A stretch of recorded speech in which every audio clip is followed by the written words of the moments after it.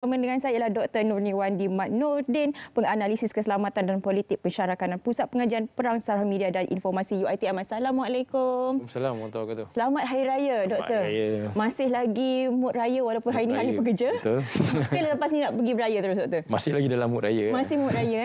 Tapi itulah, kita hari ini nak berbicara mengenai rumah terbuka. Bila kita bertanya mengenai kenapa pentingnya ada rumah terbuka, soalannya mudah tapi jawapannya diinterpretasi pelbagai, Doktor. Kalau kita bercakap tentang isu rumah terbuka Aidilfitri, kita bercakap tentang semangat perpaduan dalam negara, banyak interpretasi. Ada yang mengatakan ia perkara yang wajib dilakukan, ada yang kata ia untuk mengeratkan silaturahim di kalangan masyarakat. Tetapi yang paling penting apabila kita cakap tentang rumah terbuka Aidilfitri ini, ia satu benda yang dikatakan perlu diadakan, sekurang-kurangnya ia dapat melahirkan rasa semangat, kegemilangan ataupun keirahan untuk menyambut suasana Aidilfitri itu sendiri. Kerana saya rasa setelah sebulan kita penat berpuasa dan kita lihat banyak perkara-perkara yang diberikan para pakar-pakar, ustaz-ustaz juga mengatakan, tokoh-tokoh cendekiawan agama mengatakan penting untuk kita meraihkan suasana Aidilfitri ini. Tapi dalam konteks perpaduan, dalam konteks kepelbagaian dalam kaum dalam negara kita, ia sesuatu juga ditunggu oleh semua bangsa dan kaum dalam negara kita. Kerana ia menterjemahkan pelbagai. Dalam istilah perang saraf pun kita ada satu istilah kita panggil sebagai gastrodiplomasi. Di mana makanan yang hidang juadah hidang itu adalah satu simbol signifikan untuk menginterpretasikan bagaimana perkara-perkara yang nampak basic itu sebenarnya adalah satu benda yang dia satu kekuatan lambang tradisi sesebuah negara. Dan ia sebenarnya satu image identiti negara.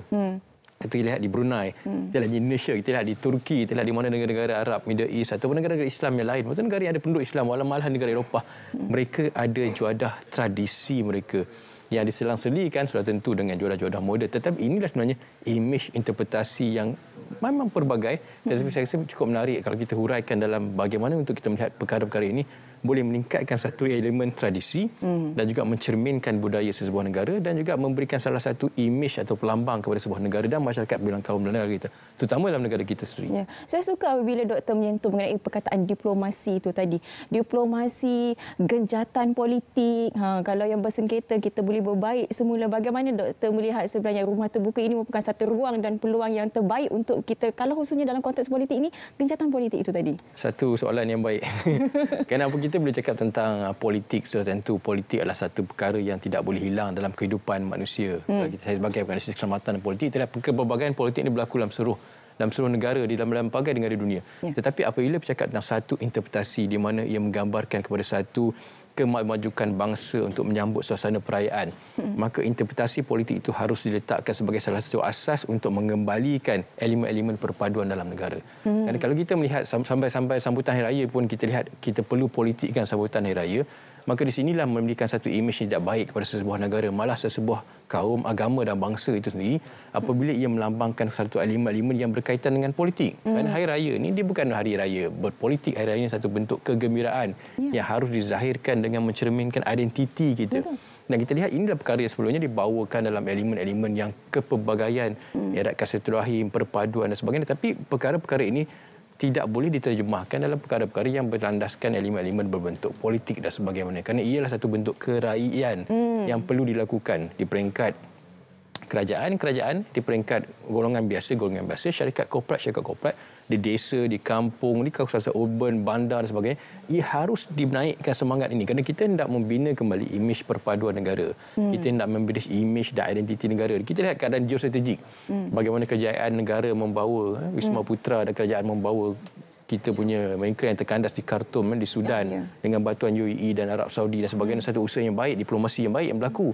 Dan inilah perlu diterjemahkan kerana kita mahukan apabila berlaku satu perkara, kita melihat suasana aman damai yang berlaku dalam negara kita, di kalangan negara kita duduk kawasan geostrategik yang dikatakan agak stabil di dalam ASEAN, kita juga harus menterjemahkan ini dalam bentuk domestik, dalam bentuk kepelbagaian kaum, agama dan bangsa. Dan ini masanya saya rasa Hari Raya ini satu platform hanya kita hendak duduk bersembang, melepaskan kegembiraan, berseronok-seronok, berjumpa sambil memberi duit raya itu pada orang-orang yang dah bekerja dan menerima duit raya pada kanak-kanak. Dan di sini saya rasa kegembiraan itu boleh direncanakan dengan baik, diberikan dengan satu bentuk pendekatan yang baru dengan melihat di mana kita berada, sama ada kita di peringkat pentadbiran, peringkat kerajaan, peringkat korporat, peringkat golongan-golongan di kampung ataupun mereka yang di rumah biasa.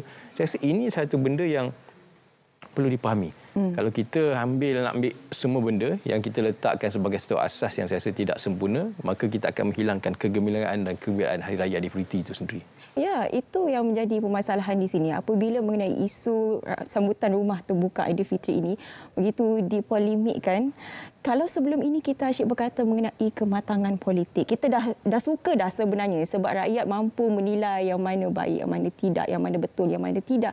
Tapi apabila isu seperti rumah Aidilfitri ini juga menjadi satu isu yang besar, are we back to square one? Macam mana, Doktor? Saya rasa kita sebenarnya duduk dalam masyarakat yang pelbagai corak pemikiran. Tapi sudah tiba masanya kita ada satu titik persamaan yang kita bina apabila melibatkan perkara-perkara induk, perkara teras dalam kehidupan kita. Contohnya apabila kita meraihkan Aidilfitri.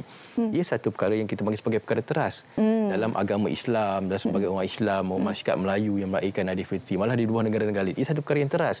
Di mana ia satu bentuk kegembiraan setelah kita berjuang sebulan berpuasa dalam bulan Ramadan.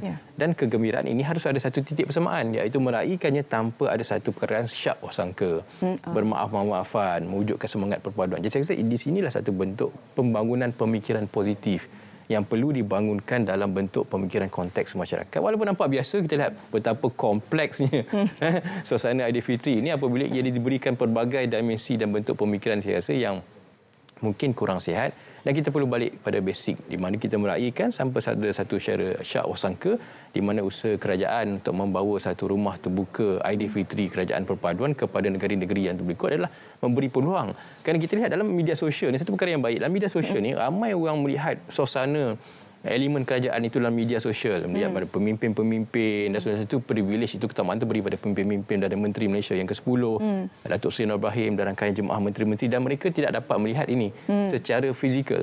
Dan mereka hanya melihat ini dalam media sosial. Dan di sini saya rasa ia memangkin satu usaha untuk membawa kumpulan-kumpulan ini, mereka-mereka yang duduk dalam elemen-elemen pentadbiran kerajaan, usaha yang baik. Dimakinkan supaya mereka juga boleh melihat.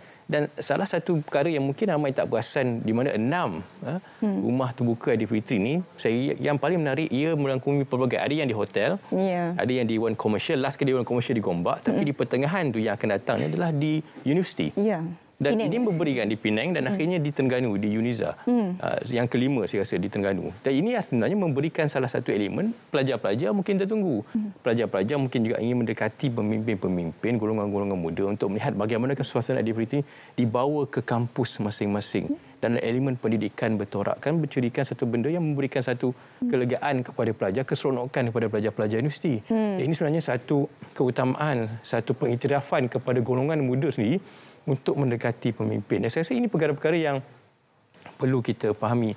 Bagi mungkin orang lain, ia agak perkara biasa, tapi mungkin bagi mereka ini tenanti-nanti dapat makan juadah hidangan yang mungkin agak berbeza sedikit dengan kepelbagaian. Dan salah satu tempat-tempat ini dikatakan di Kedah lebih daripada 10,000 orang. Kalau decentralized mungkin di Putrajaya mungkin dalam 60 hingga 100,000 orang. Tetapi secara kecil-kecilan ini memberikan peluang kepada golongan-golongan tertentu, terutama di golongan-golongan pelajar, golongan-golongan masyarakat untuk mendekati pemimpin, memahami dan mengaspirasikan elemen Aidilfitri itu dengan tanpa syak wasangka dan bergembira.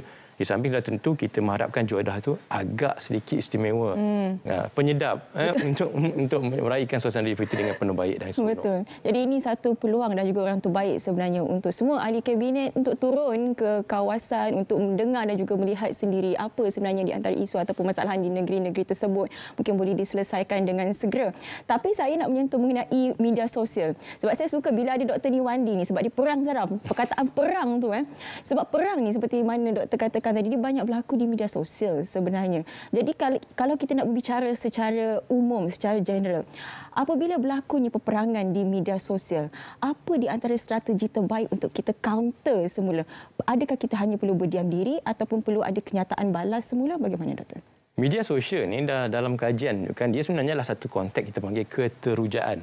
Apabila berlaku satu keterujaan dalam media sosial, contoh dalam perkara-perkara yang melibatkan sentimen yang boleh mengubah pemikiran masyarakat, sama dalam politik, dalam isu semasa, isu-isu berhubung dengan kaum, agama, bangsa, isu-isu pertikaian antarabangsa seperti yang berlaku di Sudan, maka keterujaan ini harus dilihat daripada pelbagai elemen-elemen berdasarkan identiti kita sebagai sebuah negara Malaysia. Identiti kita sebagai anak muda, identiti kita sebagai masyarakat Malaysia yang berpegang pada Perlembagaan Persekutuan dan Rukun Negara. Jadi kalau kita pegang kepada teras, kembali pada teras identiti, keterujaan itu kita dapat cushion sikit. Kita dapat serap sikit keterujaan itu bila kita menulis sosial. Contohnya kita bercakap tentang isu-isu yang berlaku di Sudan. Bagaimana kita meraihkan kejayaan membawa kumpulan-kumpulan ini balik ke Malaysia. Maka keterujaan itu berdasarkan kepada identiti kita sebagai rakyat Malaysia. Kita bercakap tentang identiti bagaimana kita mengiktiraf perkara itu berdasarkan rakyat Malaysia, bukan berdasarkan asas-asas nilaian-nilaian politik dan sebagainya. Sama juga apabila kita bercakap tentang keterujaan meraihkan Aidilfitri. Kita boleh share kongsi konten, kita lihat macam-macam fashion baju keluar kan. Saya tak tahulah apa tema hitam tema pastinya. Kan? Pelbagai tema kan, saya pun ada tema-tema warna. Ini adalah satu keterujaan. Tetapi kita harus balik kembali kepada fitrah. Sebagai umat Islam digariskan dalam persekutuan, rukun negara dalam agama kita, kandung Al-Quran Sunnah, kita ada teras yang perlu kita faham. Jadi inilah asas keterujaan itu, garisan dia adalah kita harus nilai identiti kita siapa. Masyarakat Malaysia, umat Islam, bangsa Melayu, sama ada bangsa pelbagai kaum, agama dan lain, mereka juga harus melihat ini sebagai salah satu bentuk untuk menghadkan efek ataupun kesan apabila kita terlampau teruja. Dan ini saya rasa permasalahan yang berlaku dalam media sosial apabila kegairahan media sosial ni, kita belum cakap tentang isu nak panjang ni boleh ni kan. Dia belum cakap tentang isu 5G, 4G, isu yang internet, kelajuan internet yang akan datang, isu di negeri-negeri yang makin berdapat peran internet. Kita bercakap tentang isu-isu jaluran salur reba yang mungkin akan berkembang. Tetapi kita harus nilai keterujaan ni. Dalam konteks rumah terbuka suasana Aidilfitri ni, kita boleh teruja. Kita boleh share, kita boleh posting, tapi jangan langgar garis etika identiti kita. Teras kita. Sebagai rakyat Malaysia, sebagai umat Islam, sudah tentu kita ada had kita. Kita tidak boleh mencampurkan perkara-perkara teras dalam agama. Kita tidak boleh mencampurkan perkara teras dalam persekutuan dan rukun negara, supaya kita harus faham. Di sinilah kita akan merasakan suasana harmoni itu berlaku dan kita akan menghilangkan sifat syak waksangka, sifat untuk melihat benda ini dalam perspektif yang negatif. Sebab keterujaan akan membawa pada permainan emosi dan apabila disalah tafsir dia jadi negatif. Jadi kalau kita beraya dengan suasana positif, kita nampak semua seronok, benda hebat, pelajar boleh dapat datang, berjumpa pemimpin-pemimpin, boleh turun padang, masyarakat boleh bersama.